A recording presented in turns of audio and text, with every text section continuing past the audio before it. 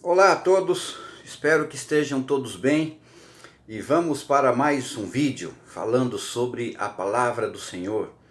No estudo de hoje nós vamos falar sobre um desapontamento que aconteceu em 22 de outubro de 1844, quando surgiria na profecia a igreja remanescente. Para que nós demos início a esse estudo, é necessário fazer uma pequena introdução de Daniel capítulo 8. Nós não vamos estudar Daniel 8, vamos estudar Apocalipse capítulo 10. Mas para entender Apocalipse 10, é necessário compreendermos Daniel capítulo 8. Na profecia do capítulo 8 do livro de Daniel, o profeta ele tem uma visão diante do rio Lai. Ele tem a visão de um carneiro com 2 chifres, de um bode com um chifre grande, o chifre grande cai, surgem 4 em seu lugar, para os 4 ventos da terra, e de um desses ventos, de um dos pontos cardeais da terra, surge um chifre pequeno, que nós já estudamos. Se trata do poderio papal que iria surgir, com usurpando para si prerrogativas divinas, que é a pretensão de perdoar pecados. Então começou uma perseguição ao povo de Deus, do ano 538 até 1798. Em algum ponto, depois de 1798, iria ocorrer um desapontamento, né? A igreja que estava no deserto escondida da perseguição papal reapareceria para denunciar os erros do papado e instituir a verdade novamente que havia sido jogada por terra. Então foi aí quando surgiu a igreja remanescente. Só que o surgimento dessa igreja remanescente se deu através de um grande desapontamento em 1844. E é sobre isso que nós vamos falar agora. Em Apocalipse capítulo 10, aparece um arcanjo, ou um anjo forte aqui, né, que nós sabemos ser Miguel. E esse anjo aqui, ele é Jesus. Né? Mais uma vez, falando, não vamos estudar sobre a veracidade de Jesus ser Miguel, ou Miguel ser Jesus. Vamos à profecia. A palavra arcanjo, ela vem do grego archangelos, ou arcángelos. Palavra composta de arche, que é um prefixo que significa chefe ou superior, e ágelos, que significa anjo. O significado de arcanjo, portanto, é chefe dos anjos. E nós sabemos que o único chefe dos anjos é o arcanjo, é Jesus, que é Miguel, chefe dos anjos. Então Apocalipse 10, versículo 2 começa assim: Vi outro anjo forte descendo do céu, com arco-íris por cima de sua cabeça.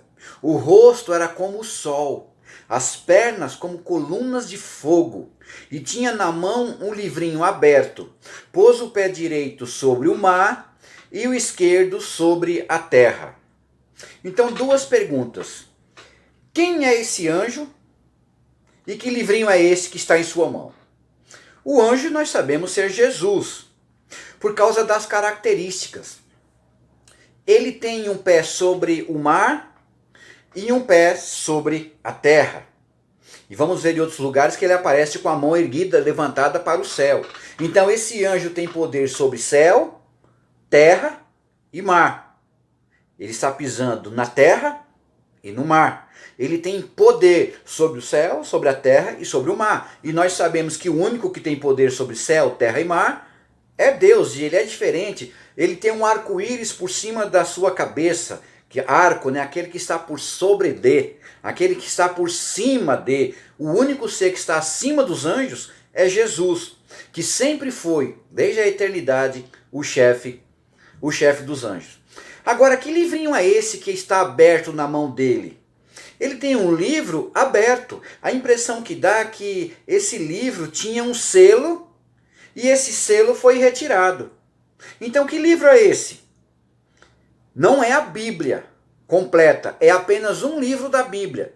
Nós sabemos ser o livro de Daniel.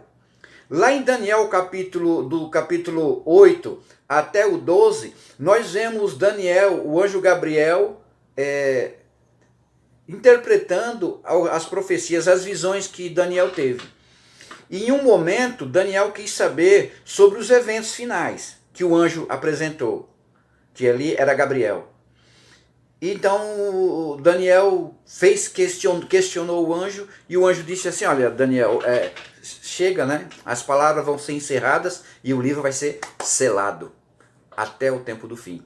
Então isso significa que após o tempo do fim, quando ele viesse, que nós sabemos ter ocorrido após o ano 1798, o livro de Daniel seria aberto. Vamos para o anjo. Olha, se nós vamos para Deuteronômio 32, 39 e 40, diz assim: levanto as mãos ao céu e afirmo por minha vida eterna. Daniel 12, 7, o mesmo anjo que João tem a experiência no Apocalipse 10, é o mesmo anjo ou arcanjo que Daniel viu lá no 6º século antes de Cristo. Olha que Daniel 12, versículo 7 diz: ouvi o homem vestido de linho que estava sobre as águas do rio, quando levantou a mão direita e a esquerda ao céu e jurou por aquele que vive eternamente. Então nós sabemos que esse anjo é Jesus. E o livrinho aberto? É o livro de Daniel. Em Daniel capítulo 12, versículo 4, o anjo diz assim para Daniel: tu, porém, Daniel, encerra as palavras e sela o livro até o tempo do fim. Muitos o esquadrinharão e o saber se multiplicará. No tempo do fim, em algum lugar depois do tempo do fim, que se daria após 1798, as pessoas iriam começar a abrir o livro de Daniel, o selo ia ser retirado, aquela venda nos nossos olhos seria retirado e o povo de Deus passaria a compreender porções da profecia do livro de Daniel. Daniel 12, versículo 7, o anjo continua: isso seria depois de um tempo, 2 tempos e metade de um tempo, e quando se acabar a destruição do poder do povo santo, estas coisas todas se cumprirão. Esses 3 tempos e meio são os 1260 anos, 538 a 1798. E quando acabar a destruição do povo santo? Quando que acabou? Exatamente em 1798. Essas coisas iriam se cumprir. Que coisas iriam se cumprir? Principalmente a profecia das 2300 tardes e manhãs, que Daniel diz assim: ele me disse até 2300 tardes e manhãs e o santuário será purificado. Que santuário seria purificado? O santuário celestial, porque já que o santuário da terra foi destruído no ano 70, e a profecia, o anjo diz, é no tempo do fim que ela se cumpre. Aí está falando do bloco das profecias, de Daniel capítulo 8 até o capítulo 12. Agora vamos ver o que diz Apocalipse 10, versículo 3 e 4, e procurarmos na Bíblia características para identificarmos essa voz de trovão que aparece. Apocalipse 10, versículo 3 e 4 diz assim: e bradou em grande voz como ruge um leão, e quando bradou, desferiram os 7 trovões as suas próprias vozes. Logo que falaram os 7 trovões, eu ia escrever, mas ouvi uma voz do céu dizendo: guarda em segredo as coisas que os 7 trovões falaram, e não as escrevas. Esses 7 trovões aqui, o número 7 na profecia é o número de perfeição. A perfeição de Deus, não é? Então aqui, que voz é essa? Quando nós vamos para Oséias 11, versículo 10, nós sabemos ser a voz de Deus. Olha o que diz Oséias 11, versículo 10. Andarão após o Senhor, este bramará como leão. Olha. Amós 3, versículo 8. Rugiu o leão, quem não temerá? Falou o Senhor Deus, quem não profetizará? E os 7 trovões? E clamou, lá em Êxodo 19, 19, disse: e o clangor de trombeta ia aumentando cada vez mais. Moisés falava e Deus lhes respondia no trovão. Entende que quando nós estamos estudando algum tema e nós temos alguma dúvida sobre algum determinado ponto, nós precisamos recorrer a um outro lugar? Como eu disse certa vez, o Apocalipse ele tem 600 alusões a passagens do Antigo Testamento. Então, muitas vezes precisamos sair do Apocalipse e ir para o Velho Testamento para compreendermos alguns textos. Então aqui nós vemos a voz que ruge como leão, a voz que é como de trovão. Nós sabemos aqui que é a voz de Deus. E a profecia diz assim, que quando João ia escrever o que ele havia visto, essa é a única profecia, a única visão em toda a Bíblia em que o profeta viu alguma coisa, ouviu alguma coisa, sabia o que tinha visto. Quando ele ia escrever, aí a voz dos 7 trovões diz assim: guarda em segredo as coisas que os 7 trovões falaram, e não as escrevas. Ué, mas por que Deus então mostraria a visão para o profeta, e depois quando o profeta vai escrever, ele fala, não escreve, deixa assim? Muitos eruditos, principalmente da igreja remanescente, a igreja adventista, creem em duas coisas, em duas interpretações aqui, que são coerentes até. Primeiro, o João, ele viu o desapontamento pelo qual o povo de Deus iria passar. Os mileritas e os adventistas iriam passar no dia 22 de outubro de 1844. Então ele ia deixar isso escrito para que o povo, quando estudasse, não precisasse passar pelo desapontamento. Segundo, nessa visão, João teve o privilégio de ver o dia da volta de Jesus, mas quando ia escrever, o anjo disse para ele, não escreva. A voz dos 7 trovões, que é a voz de Deus, a voz desse arcanjo, diz não escreva, deixe em segredo. Então, o desapontamento de 1844 estaria profetizado aqui, com a data de 1844, a data em que eles iriam pregariam a volta de Jesus, mas Jesus não voltaria, e a data exata, mas o profeta não foi permitido a ele escrever, porque o próprio Jesus diz que ninguém sabe o dia nem a hora. Então, essas duas interpretações, tá ok? Elas são coerentes. Nós não temos a certeza qual das duas interpretações, mas eu posso crer que seja o desapontamento pelo qual o povo de Deus ia passar. Mas então, quando o João ia escrever, o anjo disse assim, não escreva, guarda em segredo. Por quê? Porque, irmãos, no desapontamento ocorreu uma grande sacudidura. Tinham pessoas que não estavam preparadas para a volta de Jesus. Então ali foi um teste para que o povo de Deus fosse, os pioneiros da igreja remanescente que iria surgir, fossem purificados ali, para que a igreja se tornasse uma igreja militante, depois no final uma igreja triunfante. Salmo 29, versículo 3 diz, ouve a voz do Senhor sobre as águas, troveja o Deus da glória, falando mais uma vez da voz do trovão. Lá em Apocalipse 10, 8 e 9, o anjo continua. João então ele diz assim, a voz que ouvi, vinda do céu, estava falando comigo, dizendo assim, vai João, toma o livro que se acha aberto na mão do anjo, em pé sobre o mar e sobre a terra. Fui ao anjo, dizendo-lhe que me desse o livrinho. Ele então me falou assim, toma-o, devora-o. Certamente ele será amargo ao teu estômago, mas na tua boca doce como mel. Tinha alguma coisa nesse livro que João teve vontade de conhecer, um conteúdo desse livro. Então o anjo, o arcanjo, Miguel aqui, Jesus disse assim, João, você quer o livro mesmo? Então toma, come. Como é que você come um livro? Você estuda ele, afinco. Um estudo sistemático. Estuda o livro de Daniel. Ele será muito doce na sua boca. Mas quando você engolir, ele vai se tornar amargo. No versículo 10, então, João diz assim, tomei o livrinho da mão do anjo e o devorei. E na minha boca era doce como mel. Quando, porém, o comi, o meu estômago ficou amargo. Ele começou a comer o livro, estudar. Ele viu que era maravilhoso. Mas o resultado no final, quando ele engole, não era tão doce assim. Aquilo se tornou amargo. Então nós cremos aqui sobre o desapontamento, que crê que Jesus voltaria à Terra em 22 de outubro de 1844, de acordo com as profecias das 2.300 tardes e manhãs, interpretando como o santuário, sendo a terra, que seria purificada pelo fogo e seria a volta de Cristo, seria doce. Era doce como mel. Mas quando Jesus não veio, aquilo se tornou amargo. Houve um grande desapontamento.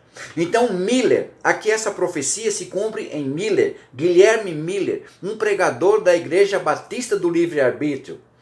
Miller tomou o livrinho e o comeu.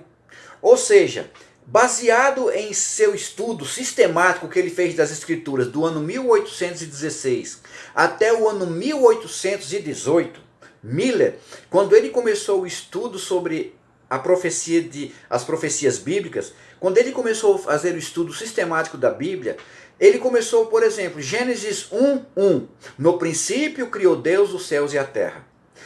Miller não passava para o versículo 2 enquanto não compreendesse totalmente o versículo 1. Por isso que demorou-se 2 anos esse estudo bem sistemático, até o ano 1818. E quando ele chegou no ano 1818, ele percebeu que Jesus viria à Terra pela segunda vez. Então Miller, a partir daí, começou a pregar essa mensagem. Em 1833, então, ele começou uma grande pregação nos Estados Unidos da América sobre o segundo advento de Cristo, que, de acordo com o cômputo judaico, no calendário judaico, ocorreria, Jesus poderia. Ele não afirmava, ele dizia assim, Jesus poderia vir à Terra entre 21 de março de 1843 a 21 de março de 1844. E ele disse que poderia ser também em 1847, essa volta de Jesus. Dentre os seus aliados que começaram a estudar essas profecias, juntamente com ele, estavam membros de diversas igrejas. Não foi só Miller. Então pessoas honestas, sinceras, humildes, de diversas igrejas, eles não deixaram as suas igrejas, eles se reuniram em grupos para estudar as profecias junto com Miller. Dentre essas pessoas estavam estudantes da igreja congregacionalista, metodista, episcopal, presbiteriana, luterana, católica romana, batista do livre-arbítrio, batista do sétimo dia e conexão cristã. Inclusive, essa conexão cristã, Tiago White, esposo de Ellen White, ele veio da conexão cristã. Ele havia vindo da conexão cristã, que foi um pioneiro adventista. Eles começaram a estudar as profecias. Multidões, então, na América e Europa, não só nos Estados Unidos, mas na Europa também, tomaram o livrinho, o livro de Daniel, e o comeram. E começaram a estudar o livro sistematicamente, em vários pontos, sem um conhecer o outro. Estudaram e chegaram também à mesma conclusão. A alegria ao saber que Jesus voltaria à terra aqueceu seus corações, mas estavam fadados a um amargo desapontamento. Porém, o maior reavivamento já visto entre o povo de Deus desde que existe planeta Terra ocorreu nessa época. Não foi nem no Pentecoste. Tamanho reavivamento que ocorreu ali. Multidões na América e Europa se converteram assim, o Espírito Santo explodiu no entendimento deles. E eles abriram os olhos e começaram a estudar as profecias. E Deus permitiu que o desapontamento ocorresse. Aliás, está até profetizado o desapontamento. Tinham que passar por isso. É profecia e tinha que se cumprir, porque Deus tinha um propósito. Após o cumprimento das 2.300 tardes e manhãs, ocorreria no céu o início da purificação do santuário, com Jesus saindo do santo para o lugar santíssimo, dando início ao juízo final, ou o juízo pré-advento, juízo investigativo, que ocorre antes da volta de Jesus, que começou em 1844. Não era a vinda de Jesus à terra, mas era a ida de Jesus ao Pai, do santo para o santíssimo. E nós vamos ver daqui a pouco versículos que comprovam essa visão. Ellen White, ela faz um comentário Tá? Muitas pessoas dizem que Ellen White previu a volta de Jesus para 1844. Não era Ellen White. Ellen White nem fazia parte do início dessa profecia.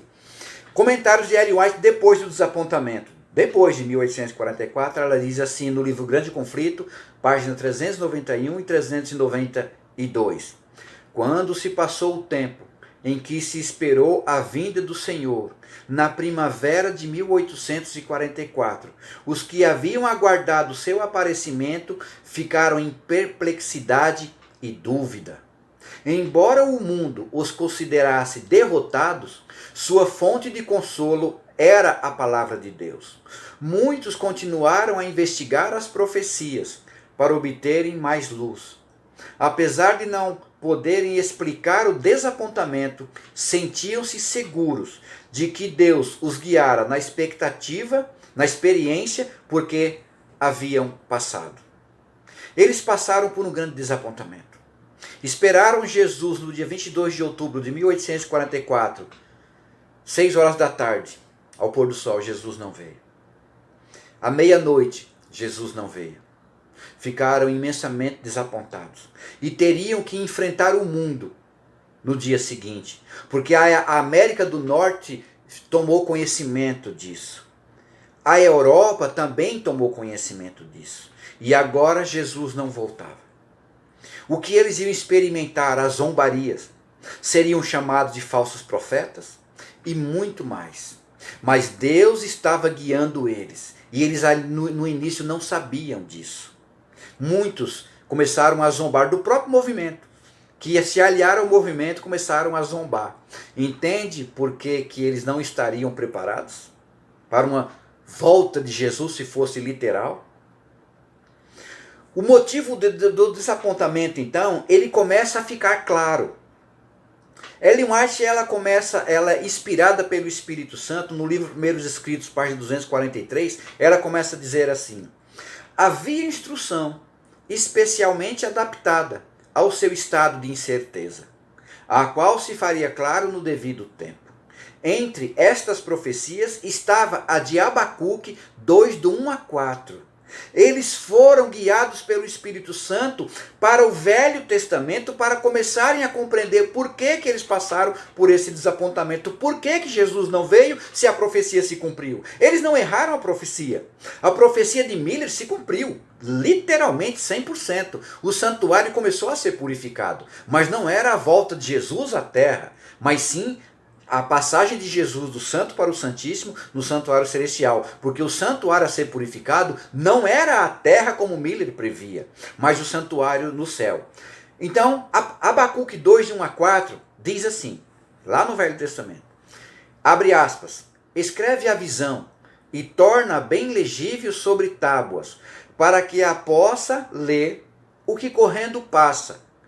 Porque a visão é para o tempo determinado, e até o fim falará, e não mentirá. Se tardar, espera-o, porque certamente virá, não tardará. O justo viverá pela fé. Então ela diz que eles recorreram a... Um dos textos foi Ezequiel, que fala de uma profecia, de uma visão, que está escrito em tábuas, que todos podem ler, aqueles que correndo passam. Só que a visão diz assim, se tardar, espera, porque certamente virá e não tardará. Ora, então quer dizer que poderia tardar. Na visão que o profeta teve, isso que ele viu poderia tardar. Então eles começaram a entender, isso aqui está nos apontando para o desapontamento.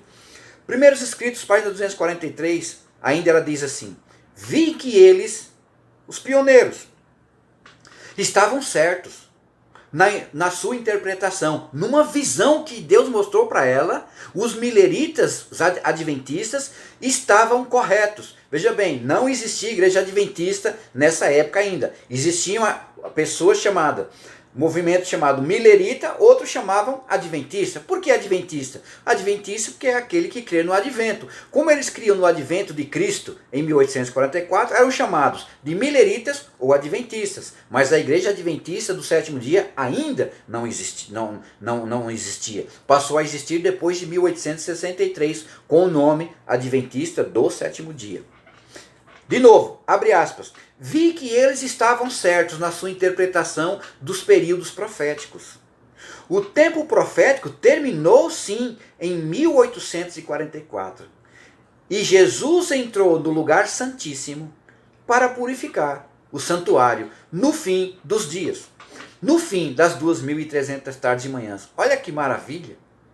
Deus mostrou para Ellen White que eles estavam corretos quanto ao evento. Aliás, quanto ao cumprimento da profecia. Eles erraram, estavam equivocados no evento. Não era a volta de Jesus, mas a profecia eles acertaram. O santuário iria ser purificado em 1844. E realmente começou. Ainda não foi completamente purificado. Começou a ser purificado. Porque os livros foram abertos e os nomes dos justos passaram a ser julgados. E só terminará no fechamento da porta da graça. Então aqui, em 1842, um pouquinho antes do desapontamento, a ordem dada nessa profecia de escrever a visão e torná-la bem legível sobre tábuas, havia sugerido a um pioneiro chamado Carlos Fitt. Ele preparou um mapa profético a fim de ilustrar as visões de Daniel e do Apocalipse. A publicação desse mapa foi considerada como o cumprimento da ordem dada por Abacuque. Todavia, ninguém notou um tempo de tardança apresentado na mesma profecia. Lembra que nós estudamos que Abacuque diz, se tardar, espera, certamente virá. Ou seja, iria haver uma tardança, um desapontamento. Mas no final ele diz, mas certamente virá. Um dia Jesus virá, é claro, né? Logicamente. Foi também fonte de encorajamento e conforto, não só Ezequiel, mas parte da profecia do capítulo 12, 21 a 25, 27 e 28, que diz assim, abre aspas, prolongar-se-ão os dias e perecerá toda a visão? Os da casa de Israel dizem, a visão que este vê é para muitos dias, ou seja, muitos anos, e profetiza de tempos que estão muito longe. Portanto, dize-lhes, assim diz o Senhor Jeová, não será mais diferida nenhuma das minhas palavras, e a palavra que falei se cumprirá. Diferida é tardança, não irá mais tardar. A palavra que eu falei se cumprirá. Não iria mais haver tardança depois do desapontamento. A fonte de consolo para os pioneiros Miller e seus correligionários e os adventistas da época estava nas Escrituras. O grande conflito 392 e 393, abre aspas. Aquele que conhece o fim desde o princípio, havia olhado através dos séculos e, provendo-lhes o desapontamento, lhes dera palavras de animação e esperança.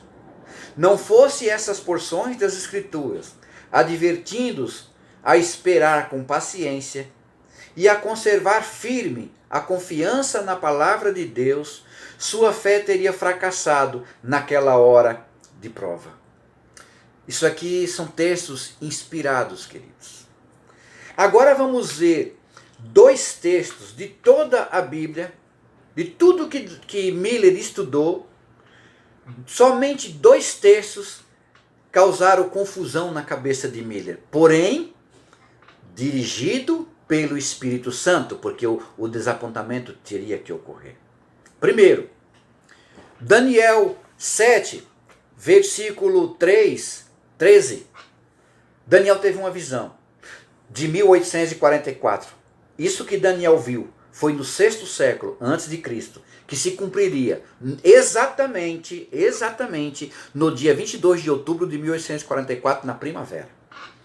Abre aspas, o profeta na visão diz, eu estava olhando nas minhas visões da noite, e eis que vinha nas nuvens do céu, um como filho do homem, e ele se dirigiu, não à terra, mas ao ancião de dias, e o fizeram chegar até ele. Ora, Miller não prestou atenção que o Filho do Homem, ele não vem à terra, ele vai ao Pai, ao ancião de dias. Aonde é que Deus habitava no santuário, aqui terrestre? Em que compartimento? Santo ou Santíssimo? Não era no Shekinah? O Shekinah ficava no Santo ou no Santíssimo? No Santíssimo. E onde que Jesus entrou quando subiu aos céus, depois que inauguraram o santuário, no ano 31? Começou o seu ministério sacerdotal no lugar santo. Então era necessário que, assim como o sumo sacerdote aqui na terra, ele saía do santo para o santíssimo, também no céu, Jesus, como nosso sacerdote e sumo sacerdote, saísse do santo para também ir para o santíssimo. Foi isso exatamente que ocorreu em 1844. A ida de Jesus ao Pai para dar início ao juízo, certo? O juízo investigativo. Depois, Daniel 8,14, ele pegou esse texto e fez uma comparação com Daniel 8,14, que diz assim: ele me disse, até 2.300 tardes e manhãs e o santuário será purificado. Ele pensou, ora, o Filho do Homem, ele vem nas nuvens do céu, e no capítulo 8, versículo 14, diz que depois de 2.300 tardes e manhãs, o santuário seria purificado. Ele pensou, o santuário a ser purificado é a terra pelo fogo, porque nessa época não haveria mais o santuário terrestre. Ele não tinha um conhecimento verdadeiro sobre o santuário celestial. A profecia se cumpria totalmente no santuário celestial, e não aqui na terra. Aqui na terra se cumpria a verdade que seria restaurada, como um cordão umbilical. Enquanto no céu Jesus começaria a purificação do santuário, aqui na terra, no mesmo dia, hora, mês, segundo, milésimo de segundo, começaria a pregação dessa verdade. As verdades que o papado havia jogado por terra durante 1260 anos, escondido das vistas da humanidade, a igreja remanescente, a partir de 1844, começaria a divulgar essas verdades, inclusive essa do desapontamento e o que Cristo faz hoje no santuário celestial por nós. Então, o anúncio do anjo não era a respeito do fim literal. A profecia das 2.300 tardes e manhãs não acabaria com a volta de Jesus. Não.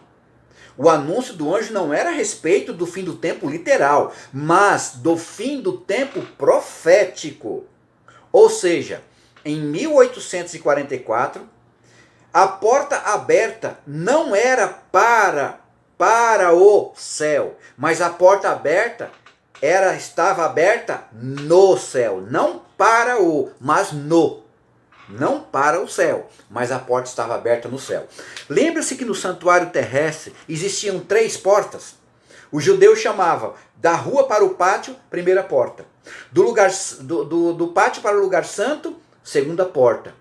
Terceira porta, do santo para o santíssimo, terceira porta. E da terceira porta, quando o sumo sacerdote saía do santuário, ali era o dia de juízo.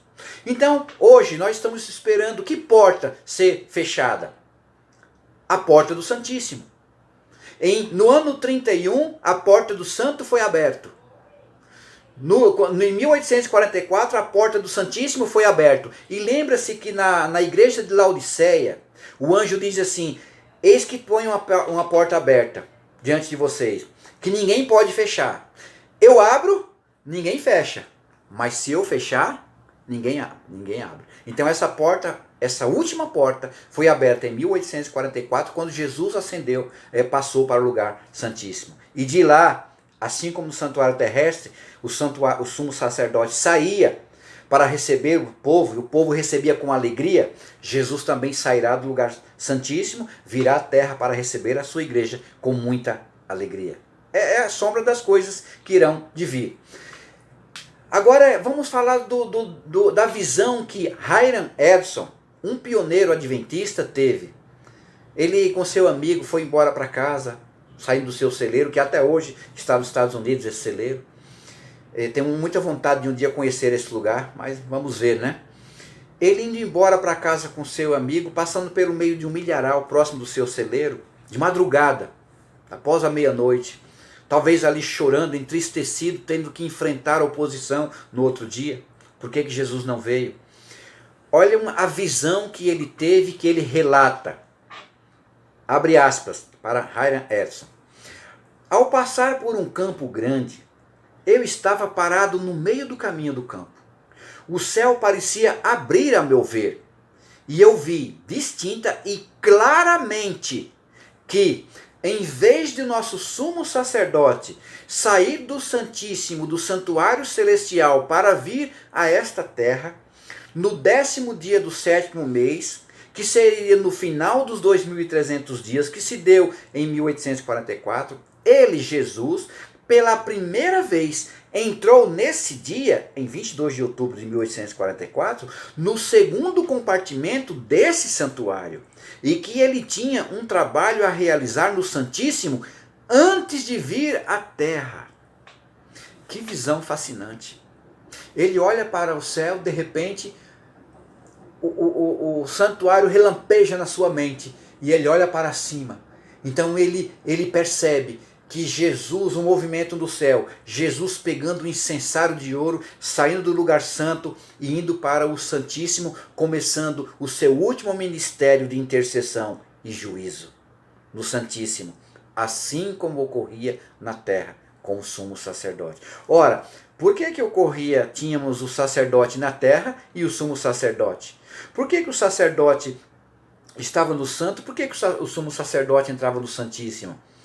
A Bíblia não diz que isso é sombra das coisas celestiais?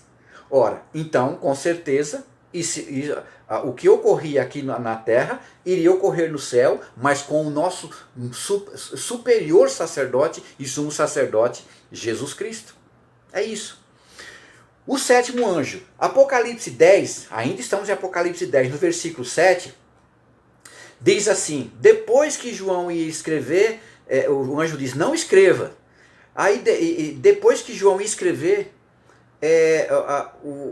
o anjo diz, não escreva. Aí no versículo 7 é dito assim: mas nos dias do 7º anjo, quando ele estiver para tocar a trombeta, cumprir-se-á então o mistério de Deus, segundo ele anunciou aos seus servos os profetas.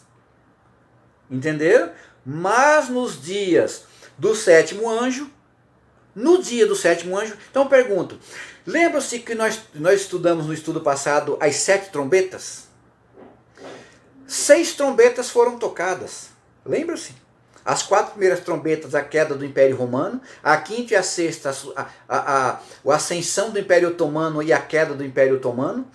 A 5ª e a 6ª. E a 7ª trombeta como a volta de Jesus. Olha o que está dizendo aqui. Mas nos dias do 7º anjo, quando ele estiver para tocar a trombeta, vai se cumprir um mistério. Ora, qual é a trombeta que tem que tocar? A 7ª. Vai se tocar a trombeta, vai se cumprir um mistério. Qual é o mistério? Ora, se eu estudar a voz do 7º anjo, o que acontece quando a trombeta toca, então eu descubro qual é o mistério. Porque a Bíblia diz que é um mistério que ele anunciou aos seus servos, os profetas. Então o mistério está anunciado, vamos estudar. Vamos para Apocalipse capítulo 11, versículo 15. Aí vemos o mistério. Diz assim, abre aspas: o 7º anjo tocou a sua trombeta, e houve no céu grandes vozes que diziam: os reinos do mundo vieram a ser de nosso Senhor e do seu Cristo, e ele reinará para todo sempre. Então Miller não prestou atenção numa coisa. A trombeta que soou quando ele pregou essa profecia foi a 6ª trombeta, quando o céu teria uma porta aberta. A época da igreja de Filadélfia. Ele devia ter percebido isso no seu estudo sistemático, mas a profecia disse que tinha que se cumprir, tá certo? Então ele teve que se cumprir, para que nós hoje pudéssemos pregar isso. E um dia nós vamos na eternidade, Miller vai saber, Daniel, muitos outros, sobre tudo isso. Então, a trombeta que havia tocado na época de Miller era a 6ª. E Jesus só viria na 7ª trombeta.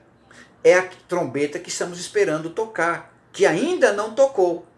quando Jesus terminar o seu ministério no lugar santíssimo, a trombeta vai soar. Aliás, é a própria trombeta de Deus, uma trombeta de prata, né?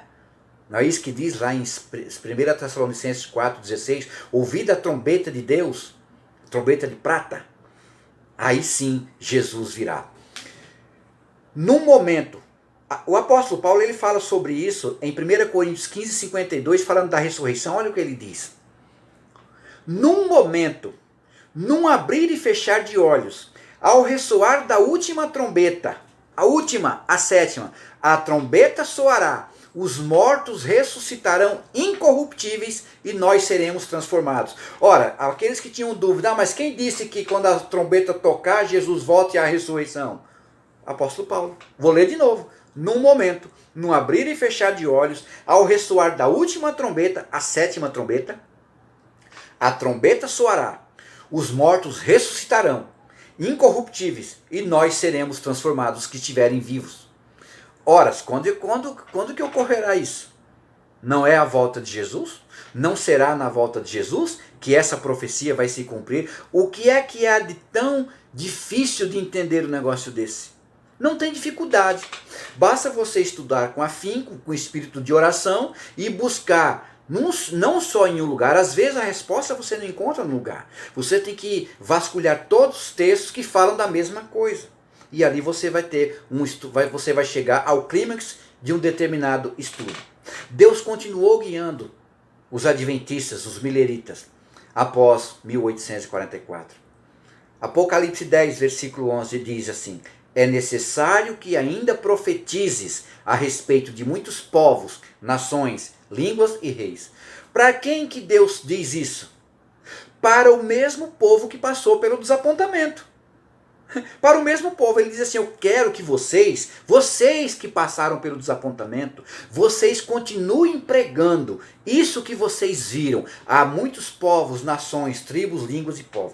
Ou seja, essa mensagem iria se tornar uma mensagem mundial. E realmente hoje, a igreja remanescente, a igreja adventista do sétimo dia, ela prega essa mensagem no mundo inteiro.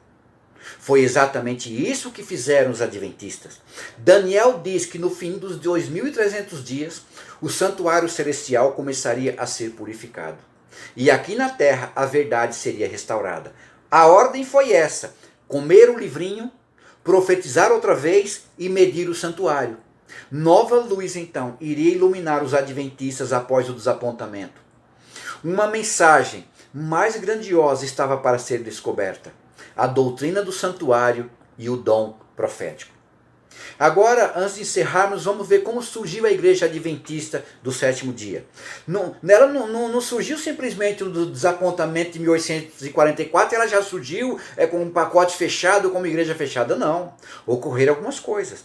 Em 1844, depois do desapontamento, o grupo dos adventistas mileritas rachou em dois grandes grupos. O primeiro grupo mantiveram a fé, a esperança na volta de Jesus. Mantiveram a esperança. Segundo grupo, abandonaram a esperança na volta de Jesus. Dentre esses aqui estavam os Testemunhas de Jeová, que continuaram marcando datas, e outros grupos. Então esses dois grupos. Do grupo que manteve a esperança na volta de Jesus, surgiram dois grupos. Olha só. Dois grupos surgiram, agora mais dois grupos do primeiro grupo: os adventistas da porta fechada e os adventistas da porta aberta. Dos que abandonaram a esperança na volta de Jesus, do outro grupo, surgiram dois grupos: os que mantiveram a fé e os que abandonaram a fé. Dos adventistas da porta fechada, surgiram dois grupos: adventistas espiritualistas e os adventistas sabatistas. Dos adventistas da porta aberta, surgiram dois grupos: adventistas cristãos e evangélicos adventistas. Olha quanto grupo!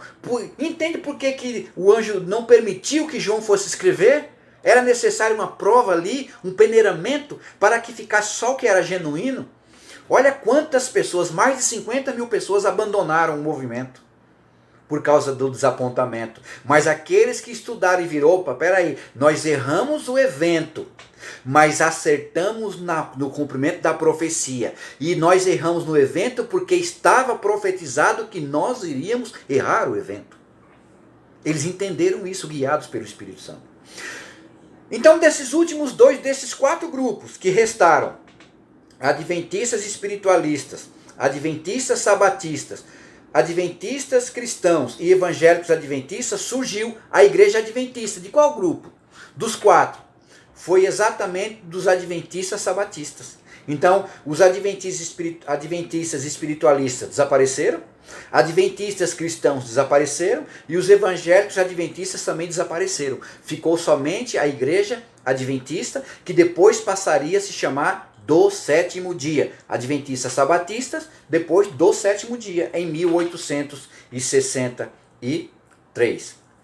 A igreja de Deus, que estava então lá no deserto durante os 1260 anos, reaparece. Surgem os adventistas restaurando as verdades que o papado havia jogado por terra. A lei de Deus e a verdadeira intercessão. Por isso o profeta disse: irou-se o dragão contra a mulher. E essa mulher detém 2 características distintas de todas as outras. Guarda os mandamentos de Deus e tem o dom profético, que nós cremos ter se cumprido na vida e ministério de Ellen G. White. Mateus 10, versículo 16. Diz assim: eis que eu vos envio como ovelhas para o meio de lobos. Sejam, portanto, prudentes como as serpentes e simples como a pomba. Nós pregamos essa mensagem desse jeito. Mesmo sabendo que vamos encontrar oposição dentro, principalmente dentro do próprio mundo que professa ser evangélico. Hebreus 10, versículo 37, eu deixo a última mensagem de conforto para nós, de esperança, que diz: porque ainda dentro de pouco tempo, aquele que vem virá e não tardará. Que Deus o abençoe e até o próximo vídeo.